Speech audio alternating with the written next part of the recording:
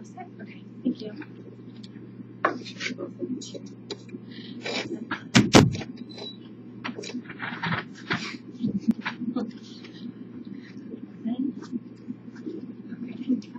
So, hi Paige, how are you? I'm good, I guess. How are you? I'm good. It's nice meeting you. What brings you in today? I just have a lot going on. I just feel like really stressed out and kind of like overwhelmed with a few things, and I feel like talking with my parents just doesn't really cut it. Okay. So that's definitely something I can help you with. Sorry. And before we get started, I just wanted to go over some confidentiality. Do you know what that is? Sort of. Not really. Okay. So there's 5 sort of aspects, and the first one is if like I feel like you're harm to yourself or harm to others. Obviously, that's something that I'm gonna have to talk to someone about because your safety is my main priority and your well-being is my main priority. If I'm ever subpoenaed to court, our conversations will be brought up and some of the things we've talked about. However, that's not likely to happen, and I will do everything in my power for that not to happen. I just want you to know that. For team meetings, if we're ever facing a challenging topic or something I need some extra help with, or if I feel someone can learn something from our sessions, that's something that I would share in complete confidentiality. And if I ever feel like you're being neglected or you're not being properly taken care of, my job as a child youth worker is to make sure that you're okay, and your safety is honestly my priority. So those are all things that I'm going to take into consideration after our sessions, but what you talk about will always stay with me. That sounds is that okay? reasonable, yeah. Okay. And kind of what I expected out of counseling. yeah, okay. And my role is just to keep you safe and to do my best to keep you safe, and just to make sure that we're on the right track and your well-being is being put first. So that's what our goal is here today. Okay. Okay, so did you want to get started? Yeah, I don't know, like, I just feel like I have, like, so I'm in school, and I just have, like, a lot going on, and I feel like I come home from school, and I'll, like, try and tell my mom about it, and, like, let her know how, like, nervous I am, or, like, what's going on, and what's stressing me out, and she always just says, like, oh, it's gonna get worse, or something, but, like, there's, like, days when, like, it really, like, consumes me, and I don't really know what to do. Yeah, and I just feel like I have no one really to, like, talk to about anything that's going on with me. Okay. Well, first of all, that sounds like it's very consuming and overwhelming at times. And so tell me a little bit more about this feeling, these worries. Like, how often would you say you're having these worries? Because I want you to know, like, worrying is normal, and it's an important part of life. I know I'm worrying all the time about things, and it's necessary for survival. Like, worrying helps keep you safe, but it just depends how much you're worrying and how much it's interfering with your daily life. It's really interfering with my life every day. Some days it's like so overwhelming. I just feel like I'm like hardly staying above water. Like it's like I'm half drowning, half not. Like some days it's like I can't even explain what's worrying me, and I'm just like numb. Okay. Like everything's numb. Okay. So it sounds like this is really consuming and really hard for you, and that must be really challenging. And I want you to know, like, you're not alone and you're not different for worrying. Lots of people worry every day. Lots of people have certain times in their life where they're worrying all the time and then it gets better. It's kind of like a season. Like, when it's winter right now, soon. I just feel like I'm really like alone with it. Like I feel like no one else in my like class has like what's going on that I do, and I feel like everyone else like can come to school and go home and they're happy, and it's just that like I'm in this constant state of like worry, and like there's this it's almost like embarrassing. There's this one thing that's like really, really giving me like a lot of stress and a lot of like nerves, causing me a lot of grief, but like it's so stupid. Well, it's not stupid, and you're not alone, and some people handle worrying differently. You might feel like you show when you're nervous, and other people might not show when they're nervous and have a different front, but worrying is normal. Anxiety is normal. It's a part of life, and like I said, it's like a season. When spring rolls around, it might be an easier time for you. But what I just want to touch on, what's that thing that's really worrying that you feel is stupid? Well, like I really, really hate talking in front of people. Like when it's my friends or something, sure, or like small classes or something, like I don't have to sort of memorize. When my teacher assigned me this like 20-minute presentation that I have to like present, and it gets me to the point that like I feel like I can't breathe, and like my hands get sweaty, and I like cry. And the other day I don't know, maybe like a week ago it started that like if I really get upset enough about it, I actually puke. Okay. So that sounds like it's really stressing you out to the point where you're almost sick, which anxiety actually does do that. It takes a toll on like, your cognitive, your behavioral, your emotions. Like it takes control of everything. And the fact that you're actually being sick really shows me that you're very, very worried. But I know with public speaking, I have a few tricks that can help with that. And I just want you to know, like, it's normal. The point to being sick is obviously an extreme worry and something I want to help you with because I don't want you to feel that way. And of course, not a lot of people like speaking. I personally don't like speaking in front of people for large amounts of time, so you're not alone in that. And I completely understand where you're coming from. And that sounds like a very long paper. I'm sorry you have to do that, but why don't we go over some techniques when you're getting really, really stressed? Would you be open to doing that or trying that? Yeah, like I really feel like I need something other than like getting myself sick because it's also like I worry and I worry and I worry and then like I get sick to my stomach and then it's almost like the worry doesn't end until I like get myself sick and I have to cry and after I like fall asleep. Right. Like I'm really struggling to be able to deal with the fact that I have to do that and I'm really scared I'm not going to be able to do it. And it's worth 20% of my grade. Okay. And when is the presentation? It's next week. Next week. Okay. Yeah. So, why don't we practice some of these techniques and we'll make a plan so that by next week you feel comfortable to do that presentation, and if not, and if what we've done here is not making you feel comfortable enough, we can think of something else. Like, there's lots of options. There's no be all end all. We'll just try our best and we'll see what fits best for you because everyone's different. Okay.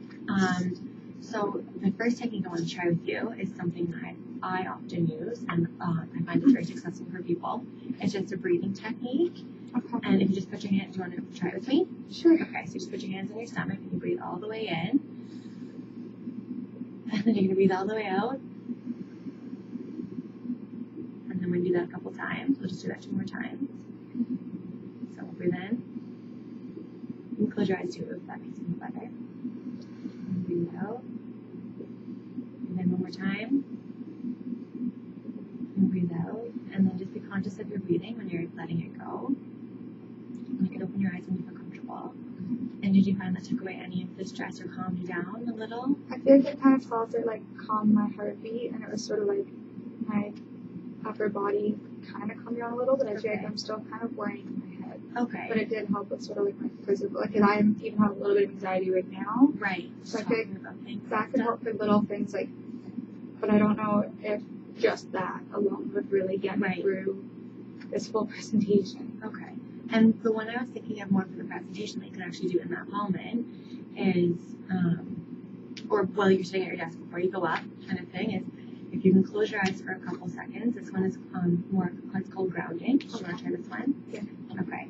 So it's kind of all about the senses. Okay. So when we close our eyes, I want you to tell me like 2 things that you could see before you close your eyes, like in the class. Okay. So if I'm sitting in the class, like I imagine myself sitting there, I'd be able to see my teacher, I'd be able to see the big smart board when they'd be presenting, and I'd be able to see a whole bunch of like back of the heads. Okay. And can you hear anything? How does that classroom sound? The classroom's actually usually pretty quiet, and a lot of like typing on keyboards. I always hear keyboards typing when I'm kind of zoned out. Okay. I can kind of hear like people in the hallway. It's a little bit loud. Okay. And what can you touch? Is anything close to you? I can touch my computer. I can touch my notepad, and my phone is right there. Okay. And can you taste anything? Like, not really. No. Like I kind of have the taste of coffee in my mouth usually when I'm in class. yeah, that's a common thing. And when you're going through all of these senses, do you find that it's distracted you from worrying about your presentation? Yeah. Do you think that? I feel like even just now I kind of forgot that I was here for that. Okay. Mm-hmm. But like, they're really great techniques, and I feel like they'll help. But like, I don't know how to overcome the thought that like I'm going to fail the presentation. Okay. Like, not to jump all over the place with you. It's just that like, what if I fail? Like, this assignment is worth 20% of my grade. like even if I have a good grade now, it could make me fail if I can't do it. Right. And what part of this assignment do you think that you're going to fail? Like, do you not feel prepared? Do you feel... I feel like no matter how much I prepare, I'm not going to be able to get up there. Or like that if I do, I'm just not going to do good enough. Okay. Like 20% is just so much. Right. And I know 20% sounds like so much to you, which I completely understand why you think that. But have you ever failed something in the past? Well, like I've kind of failed tests and stuff, but not ones that were like live or die. Okay. And the test is not be all end all. What would happen if you failed the test? What's the worst thing that would happen? My mark would go down a lot. Okay. I'd be really, really, really disappointed in myself. Of course. I'm applying to university, so I feel like that would just be gone. Like I won't get into university if I fail. Right. Do you think that there could be a makeup assignment if you did fail? Like, do you think there'd be other options? I don't think you failing this test is going to fail you and you're not going to go to university. Like, do you think all those things, what do you think the percentage of all those things happening are? I mean, it's like I know they're not likely, like you said. It's just that like it's hard to get myself out of that. So maybe, yeah, I guess you're right. Like if I fail, I could probably make it up somehow, or like I talk to the teacher. But it's just like the worst case is I'm gonna fail, and that's just gonna end everything for me. Well, if you fail, I don't think you're going to fail. I really don't think that. I think you'll be able to get up and do your presentation, and if you can, not everyone can get up and do that presentation. You could talk to your teacher about alternatives. I know you could present just to her if that would make you feel better instead of having the whole class. I'm sure there's other. I can also write you a note to your teacher kind of thing if this is really stressing you out. I don't want you to be stressed out. I want to take care of you in your best interest, and if that means I need to write you a note so you can just present to her and then you pass, or you feel like that would make it easier for you, that's something I could do. I'm here to help you, and I don't think you need that, but I want you to know that there's always other options, and no matter what, there's always a way. And what you think might happen, the likelihood of that is probably not going to happen, and even if it does, we'll figure something out. You'll still be okay. So that like grounding stuff you said, I'm just confused. Like, do I have to have someone do that with me? Like, I can't turn to someone and be like, "Hey, can you ask me anything?" No, I totally get that. You can just, if you want, if you're sitting there, you're zoning out. Because I know you said that when you're zoned out, your thoughts consume you and all of that stuff. So when you're just feeling like you're zoned out, just try to bring yourself back down and think, okay, what can I see? What can I hear? What can I taste? What can I sense? Does it matter like what order I do it in? No. Any order is, if you only can see one thing, just think of one thing. If you can only hear something, think if you can't taste anything, not the coffee, don't worry about that. Just, the point of it is to distract you from what you're worrying about. It can be as long as you want, as short as you want. If you need to keep doing it, keep doing it. If it's walking to the classroom, do it then. If it's just while you're sitting in class, when you get up there and you're looking at your paper, just think, what can I see? What can I hear? Okay, I think it's something that I could definitely try. Okay. Do you think that maybe I could like try those for a few days and make another appointment with you, Of course. like a couple days before my assignment, so that way I can maybe like it's even just stressing me out that I won't be able to do that in time for the assignment. So yeah, no, you said do I have to wait a full week to see you? No, we can get you in tomorrow. If like 5 o'clock to 6 o'clock works for you. Okay. 5 or 6, right? And if not, for sure the day after Wednesday. Okay. But for sure we can get in like 2 or 3 times before your actual presentation, so that you feel prepared and Yeah, because comfortable. I feel like even if I practice this for myself, it'd be nice to sort of go over it with you and maybe see if it's working. Of course. Because like I said, I'm just so nervous about all of it. Yeah, no, there's lots of different techniques. Tomorrow we can try guided imagery and just try to think of our happy places and do that tomorrow if you want. I just don't want to overwhelm you with too many strategies, and I think you can handle this. I know you can handle this, and I just want you to remember you're not alone. Everyone worries. Everyone has things that go on. It goes in waves, and right now you're on a high point of really stressful time, and school, of course, to you is a huge priority, and I understand that, but I want you to know no matter what, we'll figure it out, and I'm here for you, and we can work together to do this. Thank So you. does that sound okay? Yeah, Come in tomorrow and we kind of can... bring some stress off my shoulders. Okay, we'll figure it out. Okay. All right, well, I will see you tomorrow and practice those techniques tonight, or whenever you feel like they're needed, and we'll assess that and go from there and see how you're feeling. Okay? Yes. Sounds good.